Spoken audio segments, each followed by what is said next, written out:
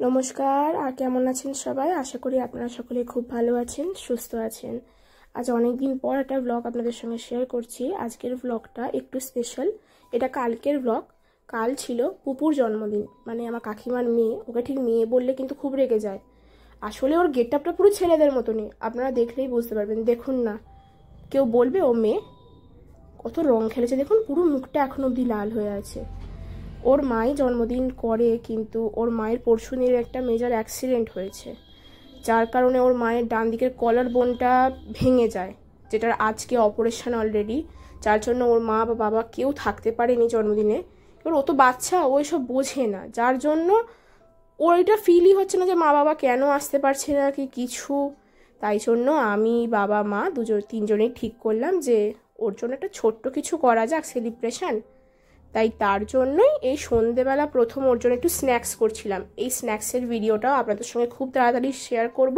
খুব সহজ, একদম নিরামিষ, যে কোনো রকম পুজো আচ্ছা দিনকেও আপনারা করে খেতে পারবেন। কালকে আমাদের নিরামিষ হয়েছিল, তার কারণটা হচ্ছে আমাদের এখানে ছিল হরিসভা, যার জন্য কোনো রকম কোনো আমিষের বালাই তো ছিলই না, প্লাস অনেকের বাড়িতে ভাত রান্নাও হয়নি, যার জন্য নিরামিষের ওপর দিয়ে আমাদের যা করার করতে হয়েছে।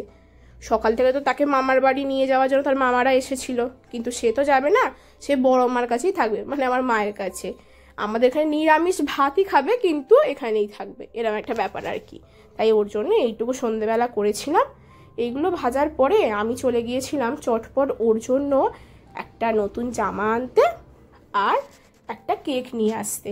এবার দেখুন, একটা কেক কাটবে, একটা নতুন জামা না হলে হয়? এবার ওর বাবা মার এই পরিস্থিতিতে সত্যি কথা বলতে কি ওর দিদি কিছু ব্যবস্থা করে দিয়ে যেতে পারেনি। ওর দিদি ওর মামার সঙ্গে মামার বাড়িই চলে গিয়েছিল, যার কারণে কি করব ভেবে মা বলল যে তুই যা, ওর জন্য একটা বরঞ্চ জামা, একটা ছোট্ট কেক নিয়ে আয়। দেখুন ওর বাবা মার কি অসুবিধা হয়েছে ওর বোঝার মতো বয়স এখনো অবধি হয়নি। আর আমার মনে হয় ওই বাচ্চা মেয়েটার মুখে একটু হাসির জন্য আমরা এইটুকু অন্তত করতে পারি। হ্যাঁ, এতেও অনেকের অনেক কথা যে কেন করার কি দরকার, ওর বাবা মা এলে করতো না করতো কি যায় আসে এসবে। কিন্তু আমার কাছে মনে হয়, ইনফ্যাক্ট আমার ফ্যামিলির কাছে মনে হয় এই বাচ্চা মেয়েটার মুখে হাসিটাই আমাদের জন্য অনেক। চলুন আপনাদের দেখাই কিভাবে কি করলাম কালকে। দেখুন না ছোট করে সেলিব্রেশনটা হলো।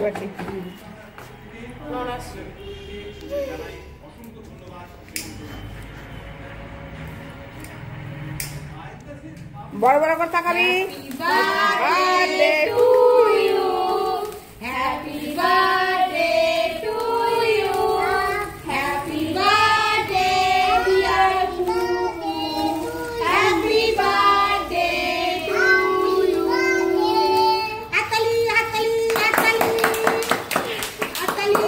খায় দাও, বুদু দাদা দড়ি দিয়ে পুপুকে খায় দাও।